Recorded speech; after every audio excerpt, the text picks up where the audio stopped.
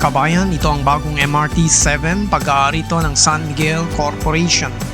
Lahat ng gastusin para mabuo at itayo ito ay galing sa kanila. Mag-subscribe at samahan tayo for 22 kilometers.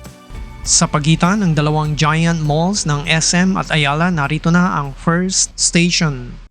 Makikita nyo na nga sa ating video ang kabuuan ng MRT-7 Station 1 at ang exit ramp nito papuntang West Avenue. Sa bahaging ito muna ng West Avenue, magpaparking ang mga waiting na tren. Napakataas ng height nito, siguro nasa 10-story building. Biyahe naman tayo sa Station 2, Quezon City Circle. Ang Station 2 sa Quezon City Circle ang bukod-tanging station ng MRT-7 na underground. Nakikita nyo na sa ating video ang location ng Station 2 Quezon City Circle. Nasa ilalim ng structure na iyan ang mismong station. Ang mga kinontrata ng SMC para buuin ang MRT-7 ay kinabibilangan ng mga companies from Philippines, Japan, Korea, and other countries. Mula rito sa ilalim ng lupa, dire-diretso lang ang tren hanggang lumitaw ito sa Commonwealth Avenue Station 3. At ito na nga ang Station 3 sa Commonwealth Avenue, Philcoa. Dito bababa sa station na to ang mga estudyante na nag-aaral sa University of the Philippines. Dito rin bababa mga nagtratrabaho sa mga call centers ng UP Ayala Center. Nasa kaliwang bahagi ang UP Ayala Business Center at nasa kanang bahagi naman ang napakalawak na University of the Philippines. Sigurado tiyak mababawasan na mga sasakyang dumadaloy dito sa Commonwealth Avenue. Kahit kasi sa tingin natin ay sobrang lawak nito, naku po, tuwing rush hours, dead end na ang lugar na ito. Bisikleta man o motorsiklo, kilos pagong ang aabutin mo dito. Narito naman ang Station 4, Tandang Sora C5 Overpass. Makikita nyo sa video, malapit lang ito sa headquarters ng INC. At mapapansin nyo rin, malapit na rin matapos ang tinatayo ditong condominium ng DMCI, The Erin Tower. Congratulations sa mga condo unit owner ng The Erin Tower. Halos katabi nyo lang ang Station 4 ng MRT-7. Tandang Sora, o yung mga bababa ng Tandang Sora. Iyan ang mga katagang karaniwang naririnig natin sa mga tsuper ng jeepney at mga konduktor ng bus tuwing darating sila sa Tandang Sora. Ano na kaya mangyayari sa mga jeepney, sa mga bus, sa mga TNVS na bumabiyahe sa kahabaan ng Commonwealth Avenue?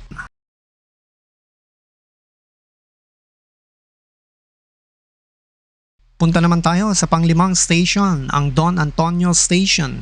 Katabi lang ito halos ng Ever Gotesco Mall. Karamihan sa mga Ever Gotesco Malls ay nagsara na sa buong Pilipinas. Ang Ever Gotesco Mall sa Commonwealth Avenue, Quezon City ang nag-iisang natitira sa mga ito. Ma, dadaan po ba kayo ng Ever Gotesco Mall?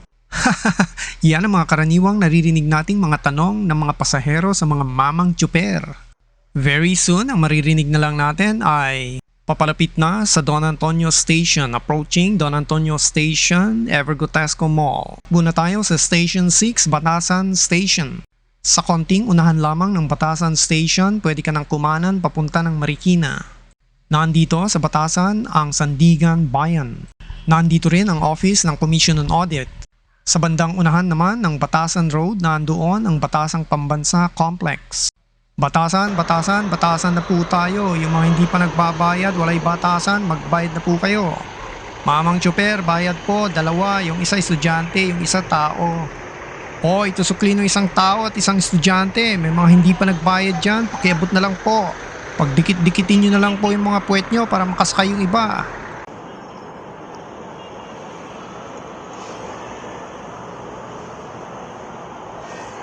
Nasa 7th station naman tayo ngayon, ang Manggahan Station. Wala na ang mga puno ng mga manggahang naririto, bagkus ang lugar na ito ay punong-puno na ng mga kabayan. Welcome everyone sa 7th station, Manggahan. Aba, sino bang mag-aakala na nasa 7th station na tayo? Kani-kanina lamang ay nasa Station 1 tayo. Alam nyo ba, balak daw ni Kuya Ramon Ang na idugtong ang MRT-7 line na ito sa New Manila International Airport, ang makabagong airport ng Pilipinas, sa Manila Bay, Bulacan.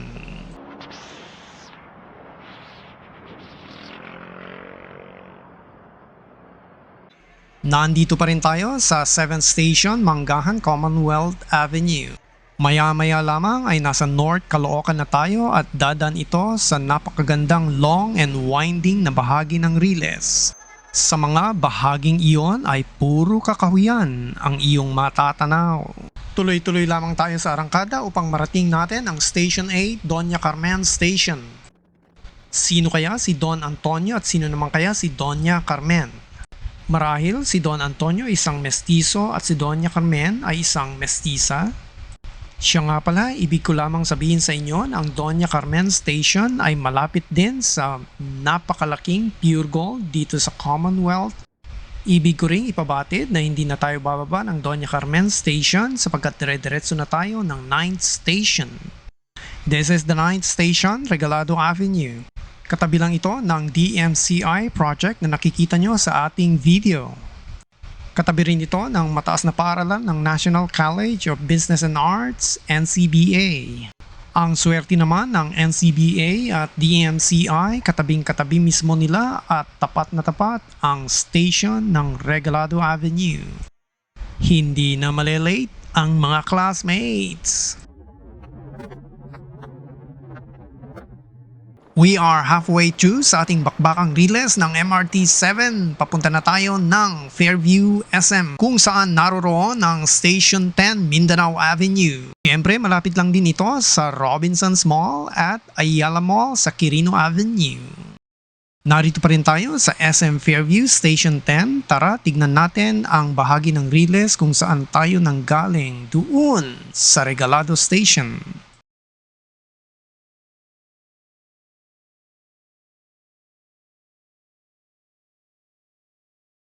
Hindi kalayuan dito sa Station 10, pwede mo nang lakarin ang Station 11 Quirino Avenue. Hawiin lang natin pakanan ang camera at makikita nyo na ang Station 11 Quirino Avenue. Mga taga Fairview, paldong-paldo kayo kay Kuya Ramon ang dalawang station ang ibinigay sinyo sa bahaging ito. Ang swerte naman ng mga residential complex at mga subdivisions sa bahaging iyon at niregaluhan sila ng isang station ni Kuya Ramon. O baka meron dito hindi pa nakakakilala kay Kuya Ramon ang siya ang may-ari ng SMB. Siya rin si Mr. Clean sapagkat nililinis niya ang ating mga ilog sa kamay nilaan ng libre. Hey, pasok na tayo ng North Caloocan kung saan naroon ang napakaganda at napakahabang long and winding trail ng MRT 7.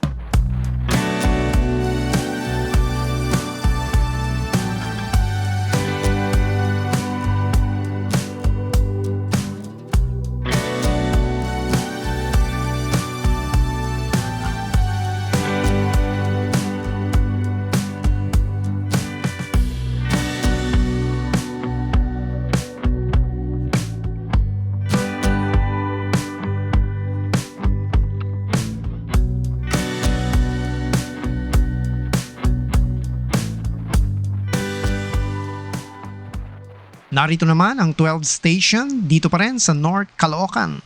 Ito ang Sacred Heart Station pero hindi lamang ito basta station, ito ay Home Depot ng mga tren. Malapit lang din ito sa kakahuyan at kagubatan ng La Mesa Watershed. Ang lahat ng ito courtesy of San Miguel Corporation at ni Kuya Ramon ang handang-handa na mga train sets courtesy of Hyundai, South Korea. Dito naman tayo sa Talas Station, parte pa rin ito ng North Caloocan. Huwag mainip, malapit nang matapos ang Talas Station dito sa North Caloocan. Matutuldukan rin sa wakas ang kalbaryo ng napakalalang traffic ng nag-iisang highway na ito papunta sa Commonwealth Avenue. Nakikita nyo na sa ating video ang Talas Station, ang 13th station ng MRT 7. At mapapansin nyo rin, ito na ang dulo sapagkat ang Riles papunta sa 14th Station San Jose del Monte ay hindi pa nag-uumpisa. Hanggang dito na lang muna ang ating biyahe sapagkat nasa clearing stages pa lang ang Riles ng tren papunta sa San Jose del Monte, Bulacan. Huwag kalimutang mag-subscribe mga higala hanggang sa susunod nating biyahe. Ayan, somewhere sa unahan ay boundary na ng San Jose del Monte, Bulacan at North Caloocan. Manatiling sumabaybay, abangan natin ang Riles sa bahagi ito papuntang San Jose del Monte, probinsya ng Bulacan.